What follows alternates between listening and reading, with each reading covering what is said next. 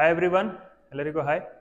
So ಇವತ್ತಿನ ಕ್ಲಾಸ್ನಲ್ಲಿ ಸ್ನೇಹಿತರೆ ನಾವು ಒಂದು ಇಂಪಾರ್ಟೆಂಟ್ ಟಾಪಿಕ್ ಇದ್ದಂಥದ್ದು ಫಿಸಿಕ್ಸ್ನಿಂದ ಭೌತಶಾಸ್ತ್ರದ ಒಂದು ಮಹತ್ವವಾದಂಥ ಟಾಪಿಕ್ ರೀ. ಯಾವುದು? ನ್ಯೂಟನ್ನಿನ ನಿಯಮಗಳ ಬಗ್ಗೆ ಇವತ್ತೇನು ಮಾಡೋಣ್ರಿ, ಚರ್ಚೆ ಮಾಡೋಣ. ಸೊ ಅದಕ್ಕಿಂತ ಮುಂಚೆ ತಮ್ಮೆಲ್ಲರಿಗೂ ಎಸ್ ಸೋಲ್ಜರ್ ಅಕಾಡೆಮಿಯ ಯೂಟ್ಯೂಬ್ ಚಾನಲ್ಗೆ ಸ್ವಾಗತ. ಸೊ ಈ ಒಂದು ಚಾನಲ್ಗೆ ಯಾರು ಮೊದಲನೇ ಬಾರಿಗೆ ಭೇಟಿ ಕೊಟ್ಟಿದ್ರಿ, ಸೊ ಎಲ್ಲರೂ ಈ ಚಾನಲನ್ನು ಲೈಕ್ ಮಾಡಬೇಕು, ಸಬ್ಸ್ಕ್ರೈಬ್ ಮಾಡಬೇಕು.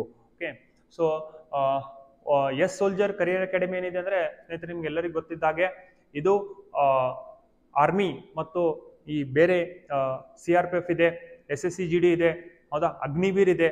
ಈ ಎಲ್ಲ ಏನು ಪ್ರಮುಖವಾದಂಥ ಹುದ್ದೆಗಳಿಗೆ ಸೇರುವ ಅಭ್ಯರ್ಥಿಗಳಿಗೆ ಇದು ಒಂದೇನಿದೆ ರೀ, ಎಸ್ ಸೋಲ್ಜರ್ ಕರಿಯರ್ ಅಕಾಡೆಮಿ ಒಂದು ಮಹತ್ವದಂತ ಏನಿದೆ ರೀ ನಿಮಗೆ ಪ್ಲಾಟ್ಫಾರ್ಮ್ ಇದೆ. ಅಂದ್ರೆ ಏನು, ಇಲ್ಲಿ ನಾವು ಫಿಸಿಕಲ್ ಮತ್ತು ಸಿಲೆಬಸ್ ಅನ್ನು ಕೂಡ ಏನ್ ಮಾಡ್ತಾ ಇದ್ದೀವಿ ಅಂದ್ರೆ ಟೀಚ್ ಮಾಡ್ತಾ ಇದ್ದೀವಿ.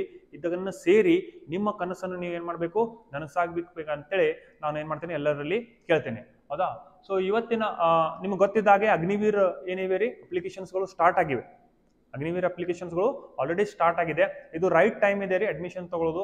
ಸೊ ಈಗ ನೀವು ಅಡ್ಮಿಷನ್ ತಗೊಂಡ್ರೆ ನಿಮಗೆ ಎರಡೂ ರೀತಿಯಲ್ಲಿ ಏನಾಗತ್ತೆ ರೀ ಪ್ರಿಪರೇಷನ್ ಆಗುತ್ತೆ. ಅದು ಫಿಸಿಕಲ್ನು ಆಗುತ್ತೆ, ಅದು ಏನಾಗತ್ತೆ ರೀ ಸಿಲೆಬಸ್ನು ಏನಾಗತ್ತೆ ರೀ ಅದು ನಿಮಗೆ ಕಂಪ್ಲೀಟ್ ಆಗುತ್ತೆ. ಸೊ ಎಷ್ಟು ಬೇಕಷ್ಟು ಏನಿದೆ ಅಂದ್ರೆ ಬಹಳ ವಿವರವಾಗಿ ಎರಡೂ ಭಾಷೆಯಲ್ಲಿ ಏನಿದೆ ರೀ ನಾವು ತಿಳಿಸ್ಕೊಡ್ತೀವಿ ತಿಳಿದಂಗೆ. ಆಮೇಲೆ ಮುಗಿದ್ಮೇಲೆ ಏನಿದೆ ಅಂದ್ರೆ ಯಾವ ತರ ಪ್ರಶ್ನೆಗಳು ಪ್ರೀವಿಯಸ್ ಎಕ್ಸಾಮ್ಸ್ ನಲ್ಲಿ ಹಳೆಯ ಪ್ರಶ್ನೆ ಪತ್ರಿಕೆಯಲ್ಲಿ ಬಂದಿವೆ ಅದನ್ನು ಕೂಡ ಏನ್ ಮಾಡ್ತೀವಿ ಅಂದ್ರೆ ನಾವು ಕ್ಲಾಸ್ನಲ್ಲಿ ಏನ್ ಮಾಡ್ತೀವಿ ಡಿಸ್ಕಷನ್ ಮಾಡ್ತೀವಿ. ಇದ್ರ ಜೊತೆಗೆ ಏನಿದೆ ಅಂದ್ರೆ ನಾನು ಇವತ್ತಿನ ಕ್ಲಾಸ್ ಪ್ರಾರಂಭ ಮಾಡೋಣ್ರಿ. ಸೊ ಇವತ್ತೇನಿದೆ ಅಂದ್ರೆ ನಾವು ನ್ಯೂಟನ್ನಿನ ನಿಯಮಗಳ ಬಗ್ಗೆ ಏನ್ ಮಾಡೋಣ್ರಿ ಚರ್ಚೆ ಮಾಡೋಣ. ಓಕೆ, ಸೊ ನಿಮಗೆ ಗೊತ್ತಿದೆ ಚಲನೆ ಅಂದ್ರೆ ಏನು, ಮೊದಲು ಅದನ್ನ ನಾನು ತಿಳ್ಕೊಬೇಕ್ರಿ. ಚಲನೆ ಅಂದ್ರೆ ಏನ್ರಿ? ಚಲನೆ ಅಂದ್ರೆ ಯಾವ ವಸ್ತು ಸ್ಥಾನವನ್ನು ಪಲ್ಲಟ ಮಾಡುತ್ತೆ ಅಂದ್ರೆ ಸ್ಥಾನ ಬದಲಾಯಿಸುತ್ತೆ, ಅವಾಗ ಆ ವಸ್ತುವನ್ನು ನಾವು ಏನಂತ ಹೇಳ್ತೀವಿ, ಚಲನೆಯಲ್ಲಿದೆ ಅಂತ ಹೇಳ್ತೀವಿ. ಯಾವುದೋ ಒಂದು ವಸ್ತು ಇದೆ, ಅದು ಚಲಿಸ್ತಾ ಇದೆ. ಈಗ ಬಾಲ್ ಇದೆ, ಹೌದಾ. ಸೊ ಗ್ರೌಂಡ್ ಮೇಲೆ ಏನ್ರಿ ಉಳಿಸ್ತಾ ಇದೀವಿ ನಾವು, ಅಂದ್ರೆ ಏನದು ಚಲನೆಯಲ್ಲಿದೆ ಅಂತ ಹೇಳ್ತೀವಿ. ಅಥವಾ ಕೆಲವೊಂದು ವಸ್ತುಗಳು ಏನಿರ್ತಾವ್ರಿ ನಿಶ್ಚಲ ಸ್ಥಿತಿಯಲ್ಲಿ ಇರ್ತಾವ. ನಿಶ್ಚಲ ಸ್ಥಿತಿ ಅಂದ್ರೆ ಏನ್ರಿ, ಅದು ತನ್ನ ಸ್ಥಾನವನ್ನು ಬದಲಾಯಿಸ್ತಾ ಇಲ್ಲ. ಅವಕ್ಕೆ ಏನಂತ ಕರಿತೀವಿ, ಆಬ್ಜೆಕ್ಟ್ ಅಟ್ ರೆಸ್ಟ್ ಅಂತ ಕರಿತೀವಿ, ಅಥವಾ ನಿಶ್ಚಲ ಸ್ಥಿತಿ ಅಂತ ಕರಿತೀವಿ, ಅಲ್ರಿ ರೆಸ್ಟ್ ಪೊಸಿಷನ್ ಅಂತ ಕರಿತೀವಿ. ಕೆಲವೊಂದು ವಸ್ತುಗಳು ಏನ್ ಮಾಡ್ತಾವೆ, ಅವು ಚಲಿಸ್ತಾವೆ, ಅವಕ್ಕೆ ಏನಂತ ಹೇಳ್ತೀವಿ ನಾವು, ಆಬ್ಜೆಕ್ಟ್ ಇನ್ ದ ಮೋಷನ್. ವಸ್ತುಗಳು ಚಲಿಸ್ತಾ ಇದೆ, ಚಲನ ಸ್ಥಿತಿಯಲ್ಲಿದೆ ಅಂತ ಹೇಳ್ತೀವಿ, ಅಲ್ಲ. ಸೊ ಇದನ್ನ ಆರಿಸ್ಕೊಂಡು ನ್ಯೂಟನ್ ಅನ್ನೋ ಏನ್ ಮಾಡ್ತಾರಪ್ಪ ಅಂದ್ರೆ ತನ್ನ ತತ್ವಗಳನ್ನು ಕೆಲವೊಂದು ನಿಯಮಗಳನ್ನು ನಮಗೆ ತಿಳಿಸ್ತಾರೆ ಚಲನೆಗೆ ಸಂಬಂಧಪಟ್ಟಂತೆ. ಅದರಲ್ಲಿ 3 ಪ್ರಮುಖ ನಿಯಮಗಳನ್ನು ಯಾರು ಹೇಳ್ತಾರೆ, ನ್ಯೂಟನ್ ಅವರು ಹೇಳ್ತಾರೆ. ಅದರಲ್ಲಿ ಒಂದನೇ ನಿಯಮ ಯಾವುದಪ್ಪ ಅಂದ್ರೆ ಅದು ಫಸ್ಟ್ ಲಾ ಆಫ್ ಮೋಷನ್ ಅನ್ನು ನಾವು ಇಂಗ್ಲಿಷ್ ನಲ್ಲಿ, ಆಂಗ್ಲ ಭಾಷೆಯಲ್ಲಿ ಲಾ ಆಫ್ ಇನರ್ಷಿಯಾ ಅಂತ ಕರಿತೀವಿ. ಏನಂತ ಕರಿತೀರಿ? ಲಾ ಆಫ್ ಇನರ್ಷಿಯಾ ಅಂತ ಕರಿತೀವಿ. ಅದನ್ನೇ ನಾವು ನಮ್ಮ ಕನ್ನಡ ಭಾಷೆಯಲ್ಲಿ ಅದನ್ನು ಜಡತ್ವದ ನಿಯಮ ಅಂತ ಕರಿತೀವಿ. ನ್ಯೂಟನ್ನಿನ ಮೊದಲನೇ ನಿಯಮ ಯಾವುದಂದ್ರೆ ಅದು ನ್ಯೂಟನ್ನಿನ ಜಡತ್ವದ ನಿಯಮ ಅಂತ ಹೇಳ್ತೀವಿ ನಾವು. ತಿಳಿತ್ರಿ? ಓಕೆ, ಇದು ಏನ್ರಿ ಇದರದ್ದು ಒಂದು ಹೆಡ್ಡಿಂಗ್ ಇದೆ. ಸೊ ಏನ್ ಹೇಳುತ್ತೆ ಈ ನಿಯಮ?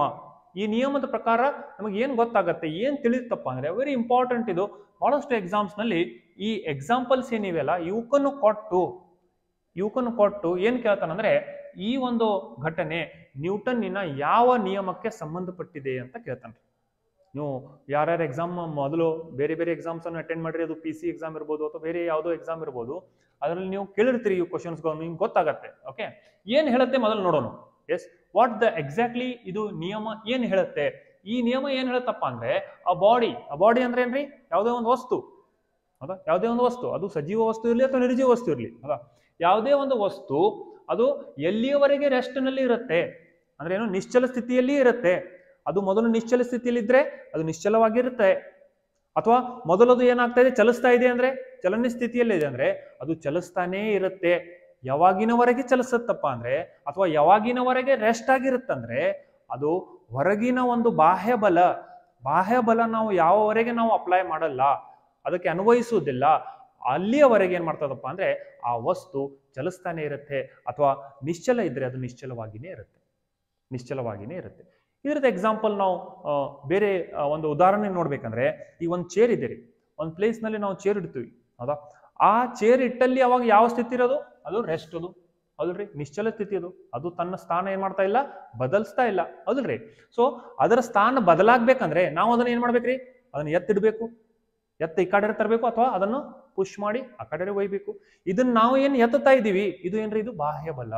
ಇದೇನ್ರಿ ಇದು ಎಕ್ಸ್ಟರ್ನಲ್ ಫೋರ್ಸ್. ಏನ್ರಿ ಇದು external force, unbalanced external force. ಅದು ಅಂದ್ರೆ ಬಾಹ್ಯ ಬಲ ನಾವು ಅದ್ರ ಮೇಲೆ ಹಾಕಿದಾಗ ಅವಾಗಷ್ಟೇ ಆ ಚೇರ್ ಏನಾಯ್ತ್ರಿ ತನ್ನ ಸ್ಥಾನವನ್ನು ಬದಲಾಯಿಸಿತು. ಇದೇ ನಿಯಮ ಹೇಳುತ್ತೆ. ಏನು ಮೊದಲನೇ ನಿಯಮ ಏನ್ ಹೇಳುತ್ತೆ ಅಂದ್ರೆ ಇದೇ ಹೇಳುತ್ತೆ, ಯಾವ ವಸ್ತು ನಿಶ್ಚಲ ಸ್ಥಿತಿಯಲ್ಲಿದೆ ಅದು ನಿಶ್ಚಲ ಸ್ಥಿತಿಯಲ್ಲಿನೇ ಮುಂದುವರಿಯುತ್ತೆ ಅದಾ, ಅಥವಾ ಯಾವ ವಸ್ತು ಚಲನೆಯಲ್ಲಿದೆ ಅದು ಚಲಿಸ್ತಾನೇ ಇರುತ್ತೆ. ಎಲ್ಲಿಯವರೆಗೆಪ್ಪ ಅಂದ್ರೆ ಹೊರಗಿನ ಬಾಹ್ಯ ಬಲ ಅನ್ವಯಿಸುವವರೆಗೆ.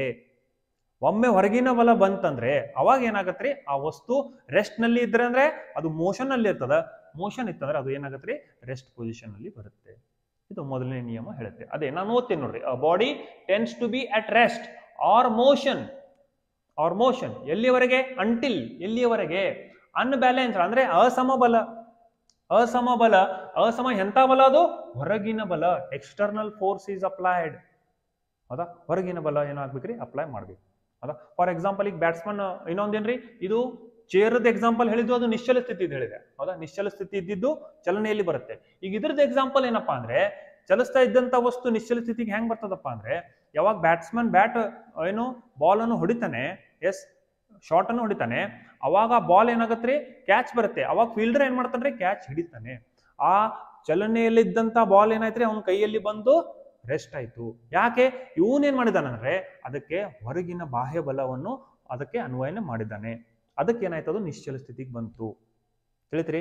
ಓಕೆ, ಸೊ ಈ ನಿಯಮ ಎಲ್ಲ ಬಹಳಷ್ಟು ನಮ್ಮ day to day life activities ನಲ್ಲಿ, ನಮ್ಮ ದಿನಚರ ಒಂದು ಕಾರ್ಯಗಳಲ್ಲಿ ಇದು ಅಪ್ಲೈ ಆಗತ್ರಿ. ಹೌದಾ, ಯಾವ್ಯಾವ ಎಕ್ಸಾಂಪಲ್ ನೋಡ್ರಿ. ಒಂದೇ ಎಕ್ಸಾಂಪಲ್ ಏನಪ್ಪಾ ಅಂದ್ರೆ a person sitting in a bus. ಒಬ್ಬ ವ್ಯಕ್ತಿ ಬಸ್ ನಲ್ಲಿ ಕೂತಿದ್ದಾನೆ. ಹೌದಾ, ಸೊ ಅವನೇನ್ ಮಾಡ್ತಾನೆ ಮುಂದಿನ ಕಡೆ ಬಾಗ್ತಾನೆ. ಯಾವಾಗ ಬಸ್ ಡ್ರೈವರ್ ಏನ್ ಮಾಡ್ತಾನೆ ಬ್ರೇಕ್ ಅಪ್ಲೈ ಮಾಡಿದ್ಮೇಲೆ, ಈಗ ನೀವು ಕೂತಿರ್ತೀರಿ. ಹೌದಾ, ಸಡನ್ಲಿ ಏನ್ ಮಾಡ್ತಾನೆ ಯಾವುದೋ ಒಂದು ಪ್ರಾಣಿ ಅಥವಾ ಏನಾದ್ರೂ ಸ್ಪೀಡ್ ಬ್ರೇಕರ್ ಬರುತ್ತೆ, ಅವ್ನು ಬ್ರೇಕ್ ಅಪ್ಲೈ ಮಾಡ್ತಾನೆ. ಅವಾಗ ಬ್ರೇಕ್ ಅಪ್ಲೈ ಮಾಡಿದಾಗ ನಿಮ್ಮ ಬಾಡಿ ಹೆಂಗಿರತ್ರಿ, ಅವಾಗ ನೀವೇನ್ ಮಾಡ್ತೀರಿ ಮುಂದ್ಗಡೆ ಬಾಗ್ತೀರಿ. ಎಲ್ಲಿ ಬಾಗ್ತೀರಿ? ಮುಂದ್ಗಡೆ ಬಾಗ್ತೀರಿ. ಯಾಕೆ ಬಾಗಿದ್ರಿ ಮುಂದ್ಗಡೆ? ಯಾಕಂದ್ರೆ ಇಲ್ಲಿ ತಿಳಿಸ್ತೀನಿ ಕೇಳ್ರಿ. ಸಪೋಸ್ ಇದೊಂದು ಬಸ್ ಇದೆ, ಹೌದ್ರಿ, ಇದೊಂದು ಬಸ್ ಇದೆ, ಇಲ್ಲಿ ಡ್ರೈವರ್ ಇದ್ದಾನೆ, ಇಲ್ಲಿ ನೀವು ಕೂತಿದ್ರಿ. ಎಸ್, ಸೊ ಯಾವಾಗ ಇದು ಚಲಿಸ್ತಾ ಇದ್ದಾಗ ಇಲ್ಲಿ ಎರಡು ವಸ್ತು ಇದೆ ಅಂತ ತಿಳ್ಕೊಡ್ರಿ. ಯಾವ್ಯಾವುದು? ಒಂದು ಬಸ್ ಇದೆ, ಒಂದು ನೀವು ಪರ್ಸನ್. ಹೌದಾ, ಪರ್ಸನ್ ಇದ್ದಾನೆ. ಹೌದಾ, ಈ ಎರಡೂ ಚಲನೆ ಸ್ಥಿತಿಯಲ್ಲಿ ಇವೆ. ಈಗ ಬಸ್ ಚಲಿಸ್ತಾ ಇದೆ, ನೀವು ಕೂತಿದ್ರ ಅಂದ್ರೆ ನೀವು ಚಲನೆಯಲ್ಲೇ ಇದ್ದಂಗದು. ಹೌದ್ರಿ, ನೀವು ಸುಮ್ ಕೂತಿರು ಸರ್ ನಾವೆಲ್ಲಿ ಚಲಿಸ್ತಾ ಇದೀವಿ ಅಲ್ಲ. ಯಾಕಂದ್ರೆ ರೋಡ್ ಮೇಲೆ ಏನ್ ಮಾಡ್ತಾ ಇದೆ, ಬಸ್ ಚಲಿಸ್ತಾ ಇದೆ ಅಂದ್ರೆ ನೀವು ಚಲನೆ ಸ್ಥಿತಿಯಲ್ಲಿ ಇದ್ರಿ. ಹೌದಾ, ಬಸ್ನು ಚಲಿಸ್ತಾ ಇದೆ. ಹೌದಾ, ಸಡನ್ಲಿ ಏನ್ ಮಾಡ್ತಾನೆ ಡ್ರೈವರ್ ಬಸ್ ಬ್ರೇಕ್ ಅನ್ನು ಅಪ್ಲೈ ಮಾಡ್ತಾನೆ. ಅಂದ್ರೆ ಏನು, ಒಂದು ವಸ್ತು ನಿಲ್ಲಿಸ್ಲಿಕ್ಕೆ ಅವ್ನು ಟ್ರೈ ಮಾಡ್ತಾನೆ. ಅದು ವಸ್ತು ಏನಾಗತ್ತೆ ಇಲ್ಲಿ ನಿಂತು ಬಿಡುತ್ತೆ. ಆದರೆ ನಿಮ್ಮ ವ್ಯಕ್ತಿತ್ವ, ನೀವು ಏನಿದ್ರಲ್ಲ ನಿಮ್ಮ ಬಾಡಿನೂ ಕೂಡ ಚಲಿಸ್ತಾ ಇತ್ತು. ನಿಮಗೆ ಯಾರು ಬಂದು ಬ್ರೇಕ್ ಹಾಕಿಲ್ಲ. ಹೌದ್ರಿ, ನೀವು ಸಾಮಾನ್ಯವಾಗಿ ಕೂತಿದ್ದೀರಿ. ಅದಕ್ಕೆ ಏನಾಗತ್ತಂದ್ರೆ ನೀವು ಚಲನೆಯಲ್ಲಿನೇ ಇರ್ತೀರಿ. ಅದು ಬ್ರೇಕ್ ಅಪ್ಲೈ ಮಾಡಿದ್ಮೇಲೆ ನಿಮ್ಮ ಬಾಡಿ ಏನಿರುತ್ತೆ ಚಲನೆಯಲ್ಲೇ ಇರುತ್ತೆ. ಅದಕ್ಕೆ ನಾವೇನ್ ಮಾಡ್ತೀವಪ್ಪ ಅಂದ್ರೆ ಮುಂದ್ಗಡೆ ಬಾಗ್ತೀವಲ್ರಿ. ಎಸ್, ನಾವು ಬ್ರೇಕ್ ಅಪ್ಲೈ ಮಾಡಿದಾಗ ನೋಡ್ರಿ ನೀವು, ಅದು ಕಾರ್ ಇರ್ಲಿ, ಬಸ್ ಇರ್ಲಿ, ಯಾವುದೇ ವಾಹನ ಇರ್ಲಿ, ಸಡನ್ಲಿ ಏನ್ ಮಾಡ್ತೀವಿ ಮುಂದ್ ಬಾಗ್ತೀವಿ. ಯಾಕಂದ್ರೆ ಅವಾಗ ಬರೀ ಬಸ್ಸಿಗೆ ಅಷ್ಟೇ ಏನಾಯ್ತ್ರಿ ಬ್ರೇಕ್ ಅಪ್ಲೈ ಆಯ್ತು, ನಮ್ಮ ಶರೀರಕ್ಕೆ ಬ್ರೇಕ್ ಅಪ್ಲೈ ಆಗ್ಲಿಲ್ಲ. ಅದಕ್ಕೆ ನಾವು ನಮ್ಮ ಶರೀರ ಏನಾಯ್ತು ಚಲಿಸ್ಲಿಕ್ಕೆ ಟ್ರೈ ಮಾಡ್ತು. ಹೌದ್ರಿ, ಸೊ ಇದು ಏನ್ರಿ ಮೊದಲನೇ ನಿಯಮ ಹೇಳುತ್ತೆ. ಏನು?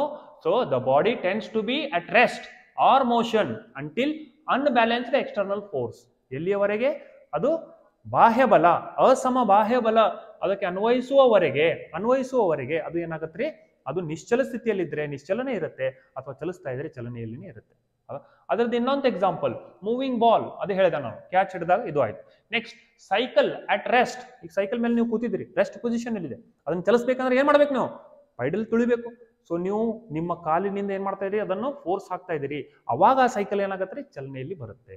ನಿಶ್ಚಲ ಸ್ಥಿತಿಯಲ್ಲಿ ಇದ್ದಂತ ಸೈಕಲ್ ಏನ್ ಮಾಡ್ತೀರಿ, ಎಕ್ಸ್ಟರ್ನಲ್ ಫೋರ್ಸ್ ಅಪ್ಲೈ ಮಾಡಿದ್ಮೇಲೆ ಅದು ಏನ್ ಮಾಡ್ತೀರಿ ಮುಂದ್ಗಡೆ ಸಾಗುತ್ತೆ.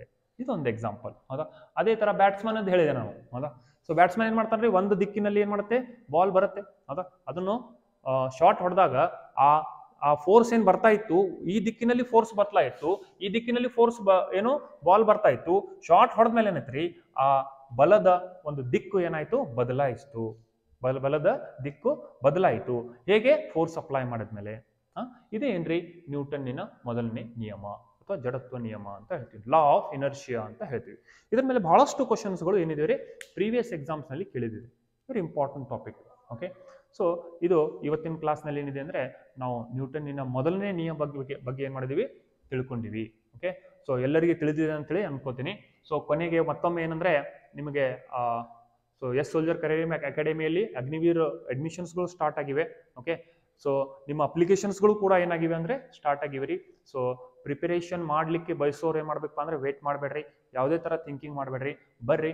ಬಂದ್ರಲ್ಲಿ ನಿಮಗೆ ಫಿಸಿಕಲ್ ಮತ್ತು ಸಿಲೆಬಸ್ ಎರಡೂ ಕೋಚಿಂಗ್ ಒಮ್ಮೆ ಅಟ್ ಎ ಟೈಮ್ ಆಗುತ್ತೆ. ಓಕೆ, ಸೊ ಫೀಸ್ ಬಗ್ಗೆ ಏನಾದರೂ ನಿಮಗೆ ಕೇಳೋದು ಡೀಟೇಲ್ಸ್ ಬೇಕಾಗಿದ್ರೆ ಸೊ ಈ ವಿಡಿಯೋನಲ್ಲಿ ಏನಿರುತ್ತೆ ರೀ, ನಂಬರ್ ಇರುತ್ತೆ, ಆ ದೂರವಾಣಿ ಸಂಖ್ಯೆಯನ್ನು ನೀವು ಕಾಂಟ್ಯಾಕ್ಟ್ ಮಾಡಿ ಏನು ಮಾಡ್ಕೋಬೋದಪ್ಪ ಅಂದ್ರೆ ವಿವರಣೆ ನಿಮ್ಮ ಡೀಟೇಲ್ಸ್ ಅನ್ನು ಪಡ್ಕೋಬಹುದು. ಓಕೆ, ಸೊ ಇಷ್ಟು ಹೇಳಿ ಏನು ಮಾಡ್ತೇನೆ ಇವತ್ತಿನ ಕ್ಲಾಸ್ ಮುಗಿಸ್ತೀನಿ. ಮತ್ತೆ ನೀವು ವಿಡಿಯೋನಲ್ಲಿ ಮತ್ತೊಂದು ಹೊಸ ಟಾಪಿಕ್ ಜೊತೆಗೆ ಏನು ಮಾಡೋಣ ರೀ, ಭೇಟಿಯಾಗೋಣ. Till then take care.